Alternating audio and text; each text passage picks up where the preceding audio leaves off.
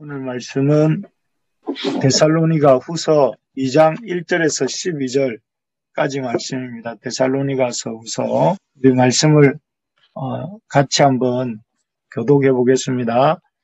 형제들아, 우리가 너희에게 구하는 것은 우리 주 예수 그리스도의 강림하심과 우리가 그 앞에 모임에 관하여 몸으로나 또는 말로나 또는 우리에게서 받았다 하는 편지로나 주의 날이 일어났다고 해서 쉽게 마음이 흔들리거나 두려워하거나 하지 말아야 한다는 것이다.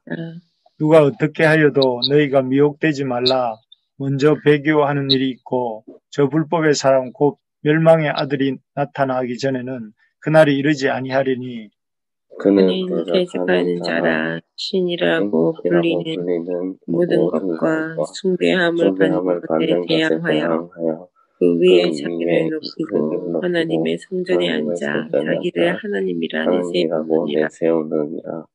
내가 너희와 함께 있을 때에 이 일을 너희에게 말한 것을 기억하지 못하느냐.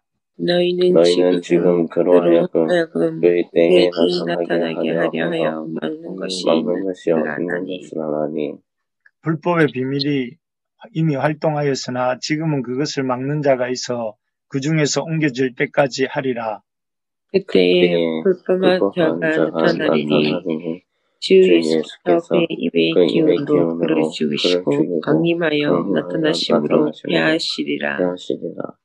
악한 자의 나타남은 사탄의 활동을 따라 모든 능력과 표적과 거짓 기적과 불의의 모든 속임으로 멸망하는 자들에게 있으리니 이는 그들이 진리의 사랑을 받지 아니하여 원함을 받지 못함이라. 이러므로 하나님이 미혹의 역사를 그들에게 보내사 거짓 것을 믿게 하심은 진리를 믿지 않고 불의를 좋아하는 모든 자들로 하여금 심판을 받게 하려 하심이라. 아멘. 진리를 사랑하면 거짓을 따르지 않습니다. 이렇게 말씀 제목이 나와 있는데요. 어제 말씀 기억나시겠죠?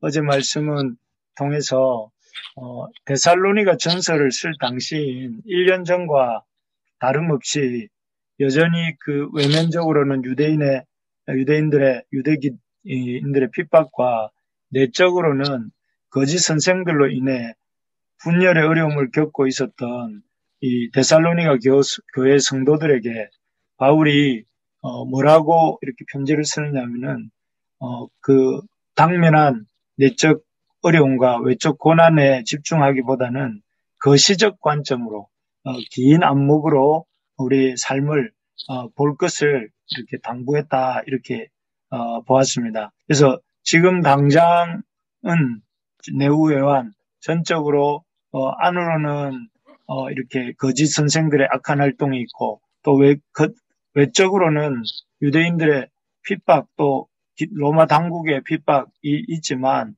큰 역사 속에서는 이 종말에 인간의 말로 형용하기 어려운 영광스러운 주의 재림이 있을 것과 또 그 재림의 순간에 우리 믿는 자들이 온전히 변화되어서 육체와 제약된 본성 모두가 주님과 같이 변화될 것이다. 이런 것들을 이렇게 말씀했습니다. 그리고 무엇보다 주님의 그 주님 되심을 인정할 줄 모르고 끝끝내 주님이 주시는 믿음으로 말미암는 구원의 기회를 거절하는 사람들은 그 원하는 대로 그 어두운 데 내어 쫓겨서 영원한 멸망의 형벌을 받게 된다 하는 것을 말씀했습니다. 기억나시죠? 네. 주님의 재림이 있고 그 주님의 재림 시에 우리가 변화될 것과 또 믿지 않는 자들이 형벌받게 될 것을 말씀하시면서 참 우리가 그 말씀을 듣고도 별로 놀라지 않는 우리의 마음들이 있다면 그런 마음들을 참 한 번 더 각성시켜야 되겠습니다. 사람들이 안전하다, 멸망하다, 안전하다, 평안하다 할 때에 종말이 주님 말씀하시기를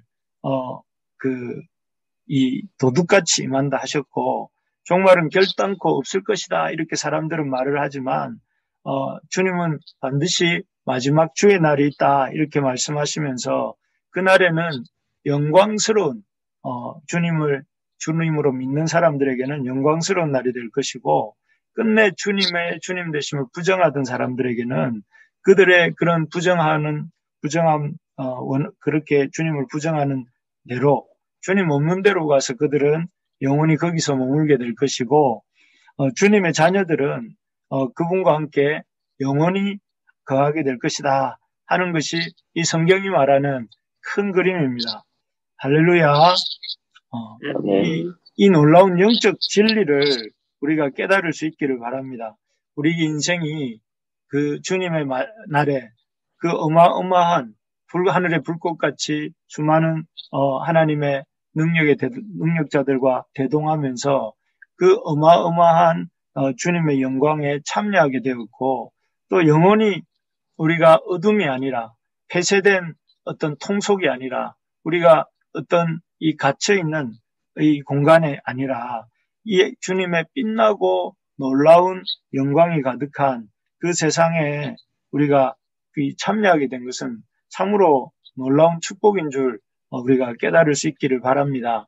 그래서 여러분, 저와 우리 브루심의 가족들 여러분들이 이러한 주님의 그 은혜에 참여하게 된 것이 하나님의 놀라운 축복인 줄 우리가 붙들 수 있기를 바랍니다. 이 땅에서 좋은 환경, 좋은 집에서 사는 것도 복이지만 그것이 이 땅으로만 끝난다면 무슨 소용이 있겠습니까? 우리의 영원한 삶이 참으로 복되고 참 즐거운 환경에서 우리 주님과 함께 또 우리 사랑하는 주의 백성들과 함께 산다는 것은 얼마나 놀랍고 큰 복입니까? 어쨌든 이러한 말씀들을 통해서 우리가 영광스러운 주님의 재림을 바라볼 수 있기를 기도합니다.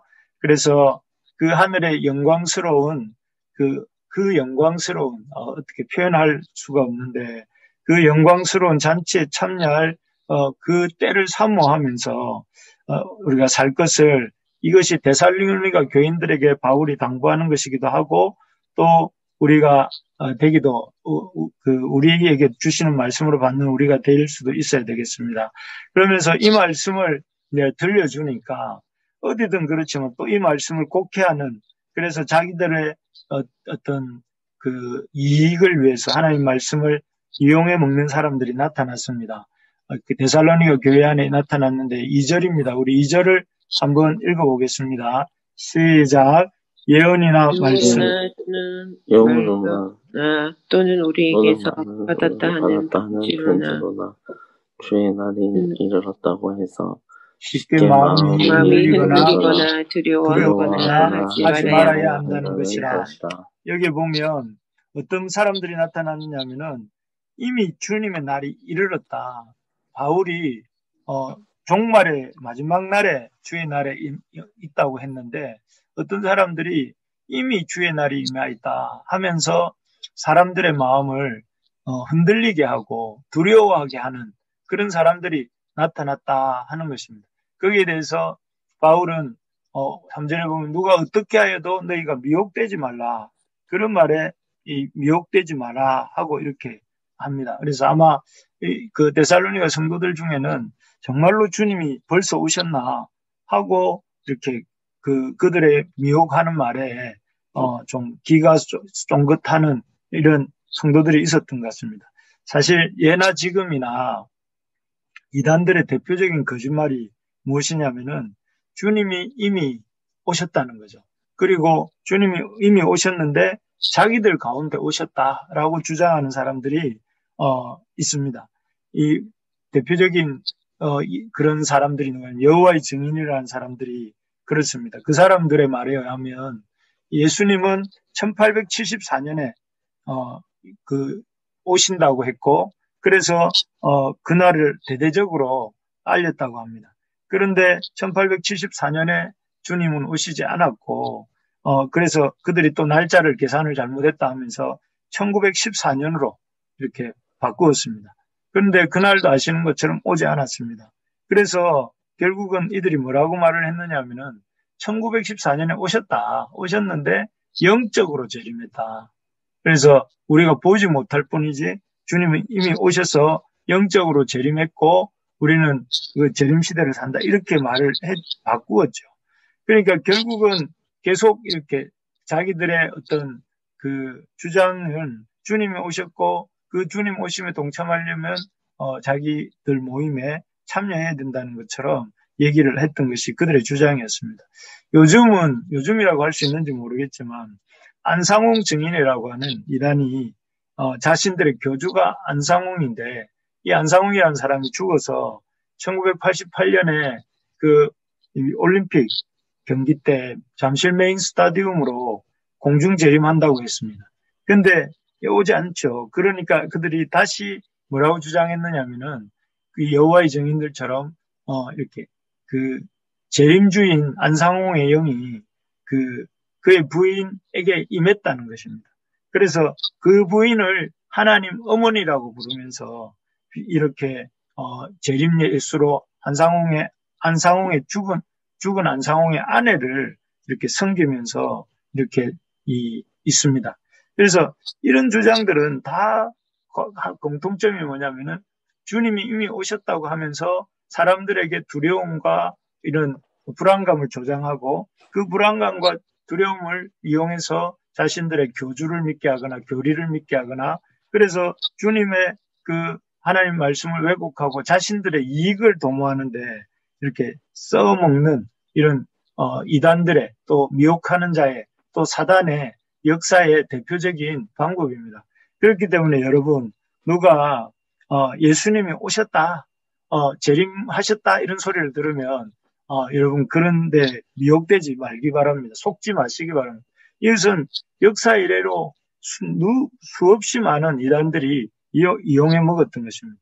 주님이 오실 때는 여러분 결코 하나님의 자녀들이 그 모르게 오지 않으십니다. 그래서 주님께서 계속 표현을 하시기를 너희는 낮에 속했고 빛의 자녀다 이렇게 말씀하세요. 낮에 속하고 빛의 자녀라는 것은 그 낮에는 일어나는 일들을 우리가 모를 수 있습니까? 우리 일상 속에서 낮에 일어나는 일들은 우리가 보게 되죠. 그리고 또 낮에 일어나는 일들은 우리 빛의 자녀인 우리가 모를 수 없는 것처럼 주님의 오시는 일은 우리 모르게 이래 오시지 않는 것입니다. 그렇기 때문에 여러분 분별력을 가지셔야 됩니다. 분별력을 가지고 사람들이 말하는 것을 듣기보다 하나님 말씀이 뭐라고 하시는가 또 하나님께서 예수님을 통해서 말씀하셨지 않습니까? 마지막 날에 있을 징조들 기근이 있고 처처에 전쟁의 소문이 들려오고 또 많은 전염병이 일어나고 또 자칭 예수라는 자들이 나타나고 또 오늘 본문에 나오는 또 얘기들이 있는데 그런 말씀들을 이렇게 보면서 우리가 분별하라는 것입니다. 그리고 그렇게 분별하다 보면 주님의 때가 이렇게 임박했다는 것, 또 주님의 때가 가까워왔다는 걸 알게 되고 그렇기 때문에 그럴수록 우리는 주님의 말씀을 붙들고 주님 말씀대로 살아가라. 이게 주님의 뜻인 줄 믿으시기 바랍니다. 그래서 이런 것들을 당부하면서 오늘 바울은 데살로니가 성도들에게 종말의 때에 있을 징조들, 마지막 때에 있을 일들이 아직 마지막 때가 이르지 아니하였고 마지막 때에 있을 징조들에 대해서 이야기를 합니다. 우리 3절을 같이 한번 읽어보겠습니다. 3절입니다. 시작. 누가 어떻게 하여도 너희가 미혹되지 말라. 먼저 배경하는 일이 있고 저 불법의 사람 멸망의 아들이 나타나기 전에는 그날이 이르지 아니하리니. 아멘. 여기에 보면 두 가지 일에 대해서 언급합니다. 첫째는 배교하는 일이 있다고 합니다. 배교하는 일, 하나님을 거역하고 믿음을 떠나는 일이죠.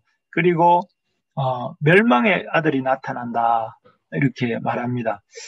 이 두 구절을 우리가 생각을 해보면 배교라는 것은 쉬운 성경을 보니까 사람들이 하나님을 거역하는 일이라고 이렇게 되어 있습니다. 사람들이 하나님의 왕되심을 인정하지 않고 하나님의 말씀을 대대적으로 거역하는 역사가 일어난다 하는 것입니다. 이러한 의미에서 하나님의 말씀을 거역한다는 의미에서 사람들이 이러한 역사는 그 아담이 있었던 에덴 동산에서부터 지금까지 계속해서 일어나고 있죠. 사람들이 하나님의 말씀을 이렇게 거역하고 하나님께 순종하기를 거부하는 역사는 있었습니다. 특히 요즘 코로나 시대를 지나면서 거역의 역사가 어떻게 보면 아주 정점을 향해서 달려가고 있지 않는가 이런 생각이 듭니다. 요즘 사람들을 보면 안 믿는 사람은 물론이고 믿는 사람들까지도 그 어떤 삶의 기준이 말씀이 아니고 자기가 기준이 되는 경우가 많은 것 같아요. 그래서 그 사람들의 관심은 내가 판단할 때 하나님의 말씀이 옳으냐 그르냐를 이렇게 평가합니다. 그래서 성경이 모이기를 힘쓰고 이렇게 말을 해도 그것은 이렇게 이 성경의 말씀일 뿐이고 오늘 같은 시대는 모이면 안 된다 이렇게 말을 하고 또 성경이 이렇게 복음을 전하라 이렇게 말을 하는데도 복음은 부끄러운 것이다 이렇게 말을 하고 하나님 말씀을 이렇게 그 자기 기준으로 그 말씀을 지사 선택을 하고 그래서 신자들까지도 기준이 자기가 되어가고 또 눈에 보이는 그 세상을 사랑하고 그 세상에서의 어떤 그 안정된 삶을 추구하는 것을 최우선 과제로 여깁니다. 그래서 주님이 먼저 그의 나라와 의를 구하고 내 이웃을 내 몸과 같이 사랑하라 이런 말씀은 귓등으로도 안 듣고 그냥 오로지 관심사가 그 어떤 자신의 그 욕망을 이루는 것 그리고 이 땅에서의 성공하는 것 안락하게 사는 것 이런 것이 되어서 사람들이 점점점 더 개인주의화 되어가고 점점점 폐쇄되고 또 이렇게 이 하나님 말씀을 버리는 역사가 일어나고 있는 것 같습니다. 아마도 이런 끊임없이 이어져 왔던 배교의 역사가 점점 이렇게 이 마지막을 향해 가고 있는 것 같습니다. 그래서 바울이 디모데 후서에서 디모데에게 권면했던 종말의 징조들이 있습니다. 디모데 후서 3장 2절에서 4절까지인데요. 제가 한번 읽어보면 사람들이 자기를 사랑하며 돈을 사랑하며 자랑하며 교만하며 비방하며 부모를 거역하며 감사하지 아니하며 거룩하지 아니하며 무정하며 원통함을 풀지 아니하며 모함하며 절제하지 못하며 사나우며 선한 것을 좋아하지 아니하며 배신하며 조급하며 자만하며 쾌락을 사랑하기를 하나님 사랑하는 것보다 더하며 경건의 모양은 있으나 경건의 능력은 부인하니 이 같은 자들에게서 내가 돌아서라 이렇게 말했습니다. 좀 길게 읽었지만 마지막 날에 있을 징조들을 바울이 쭉 읊었는데 첫 번째가 자기를 사랑하며 두 번째가 돈을 사랑하고 자랑하며 돈을 사랑하고 내가 돈이 얼마나 이렇게 많다 하는 것을 자랑하고 돈을 사랑한다는 거죠. 그리고 교만하며 하나님 말씀보다 자기를 더 큰 권위를 가진 것처럼 착각하고 또 무정하고 원통함을 풀지 않고 사람들의 그 상처와 아픔을 돌아볼 줄 모르고 오로지 참 쾌락 사랑하기를 하나님 사랑하는 것보다 더하고 5절이 우리가 찔리는데 경건의 모양은 있으나 경건의 능력은 부인하는 그래서 말씀은 듣지만 예수님이 우리를 위해서 성자 하나님이 몸을 육신을 입고 이 땅에 오셨다 해도 별로 안 놀라고 하나님이 우리를 위해 죽으셨다 해도 별로 안 놀라고 하나님이 죄인인 우리를 사랑한다 하셔도 별로 안 놀라고 주님이 다시 오신다 해도 별로 안 놀라고 오직 놀라는 거는 주식이 떨어졌다 아니면 또 뭐가 이렇게 어떻게 되었다 이런 데는 자꾸 놀라게 되는 이런 일들이 일어나는 것이 요즘이 아닌가 이런 생각이 듭니다. 여러분 우리가 이런 마지막 시대를 살고 있는데 지금이 그런 배교와 또 이런 하나님 말씀에 대한 전면적인 거역함이 점점 클라이막스를 향해 올라가고 있다는 사실을 기억하고 이제 정말 우리 인류의 시계를 하루 24시간으로 보내면 어떤 사람들의 말처럼 지금은 오후 밤 12시 2분 전 11시 58분이라고 어떤 분이 말을 했는데 정말 그런 것 같아요. 58분이 아니라 59분일지도 모르겠어요. 주님이 이제 곧 오실 수도 있는데 이런 시대 속에서 더 긴장하고 살아야 된다 하는 것입니다. 그리고 이런 배교의 일과 함께 일어나는 게 뭐냐면 불법의 사람들이 등장한다. 우리 읽었죠. 불법의 사람, 곧 멸망의 아들이 나타나기 전에는 이렇게 되어 있습니다.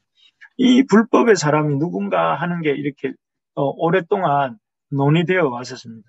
그래서 사람들이 말하기를 AD BC 167년경에 성전을 돼지 피와 제우스의 신상으로 더럽혔던 안티오쿠스 에피파네스라는 인물이 있었어요. 그 인물이 이 멸망의 사람이다 이렇게 말하기도 하고, 또 로마 시대에 마카비 가문을 멸망시키고 유대로 들어왔던 BC 64년에 폼페이우스가 멸망의 사람이다 이렇게 말하는 사람도 있고, 또 AD 70년경에 성전을 이렇게 싹 쓸어버리고 성전에 이렇게 한쪽 북쪽 벽만 남겨둔 그 로마 장군 티투스가 이런 불법의 사람이다 이렇게 말을 하기도 하고, 종교개혁자들은 그 로마 교황들이 그 불법의 사람이다 이렇게 말을 하기도 합니다. 그런데 이런 것들이 그러면 도대체 이 멸망의 사람은 누굴까 하는 생각을 하는데, 제가 어제 말씀을 준비하면서 그런 생각이 들었습니다. 이것이 점점 깔때기처럼 한 곳으로 모아지고 있지 않은가.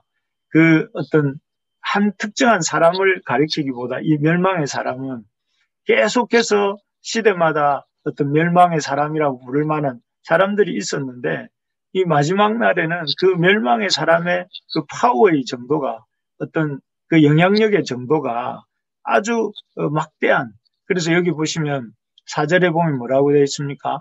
그가 성전에 들어가서 신이라고 불리는 모든 것과 숭배함을 받는 것에 대해 그 위에 자기를 높이고 하나님의 성전에 앉아 자기를 하나님이라고 내세우느니라.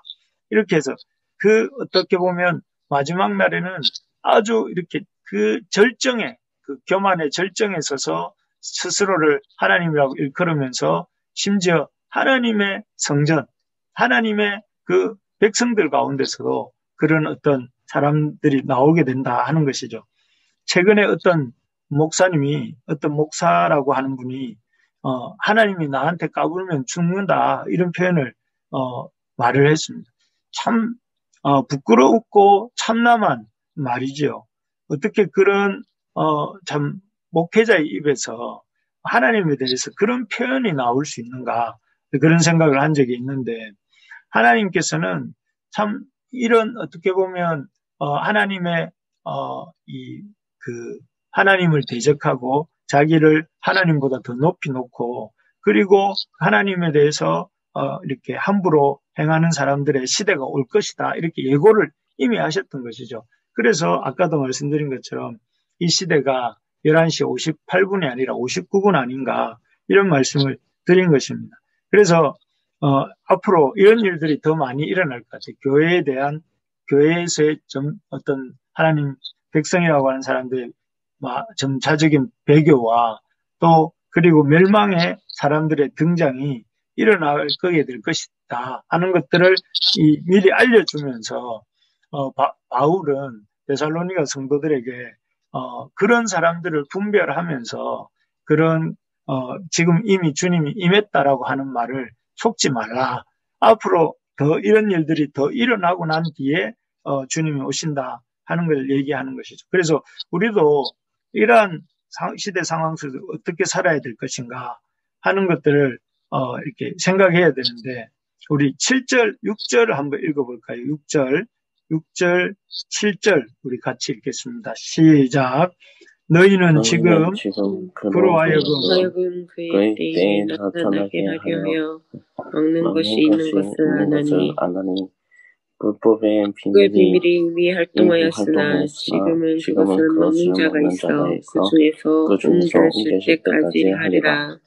네, 여기에 보면 아주 좀 특별한 말씀이 있는데, 6절에 보면 지금이 어떤 때냐 하면 바울 사도가 말하는 그의 때에, 그로 하여금 그의 때에 나타나게 하려 하여 막는 것이 있는 것을 아나니, 여기서 앞에 그는 그런 어떤 악한 미혹게 하는 자들의 역사를 말하는데, 미혹게 하는 자로 하여금 그의 때에 나타나게 하기 위해서 그의 미혹게 하는 자의 역사를 막고 있다, 막는 자가 있다, 이렇게 말씀하세요. 그리고 여기 보시면 지금 어떻게 보면 9절, 8절, 9절, 10절, 11절 이 내용들이 보면 9절 보시면 악한 자의 나타남은 사탄의 활동을 따라 모든 능력과 표적과 거짓 기적과 불의의 모든 속임으로 멸망하는 자들에게 있으리니 이는 그들이 진리의 사랑을 받지 않아 구원함을 받지 못함이라 하면서 악한 자의 나타남이 있다, 이렇게 말을 하고 있어요. 그리고 그 11절에도 보면 하나님이 미혹의 역사를 그들에게 보내사, 이렇게 했는데, 이런 어떤 악한 자들의 나타남, 또 미혹의 역사가 있는데, 그 미혹의 역사를 6절, 7절에서 보시면 어떻게 하고 있냐면, 하나님이 그것들의 활동을 막고 있고, 또 그것들을 억제하고 있다고 이렇게 7절, 6절, 7절에 얘기하고 있습니다. 이게 중요한 표현인데, 지금은 하나님이 그 악한 세력들, 미혹게 하고 또 하나님을 대적하는 그 역사들을 하나님이 억제하고 계세요. 억제하고 계시고, 이 억제함을 통해서 그 하나님의 구원받을 자들을 구원하시는 일에 그 기회를 주고 계시는 때가 지금 우리가 살고 있는 이 시대입니다. 그래서 하나님이 이 악으로 내버려 두시면 그 악이 온 세상의 대부분의 사람들을 집어삼킬 것을 아시기 때문에 하나님께서 그 악을 막아서 또 그것을 억제해서 그 중에서 하나님 백성으로 이렇게 들어올 자들의 그 어떤 기회를 주고 계시는 이런 시기가 우리가 살고 있는 우리 이 데살로니가 성도들과 또 지금 우리가 살고 있는 이 시대의 어떤 의미입니다. 그렇기 때문에 우리가 이 시기에 해야 될 일들이 무엇인가 하면은 하나님이 그러면 이 악한 자들의 역사를 무엇을 통해서 억제하고 계십니까? 무엇을 통해서 그 악한 자들이 일하지 못하도록 하나님이 하시는가 하면은 첫째는 이 교회를 통한 성령의 역사입니다.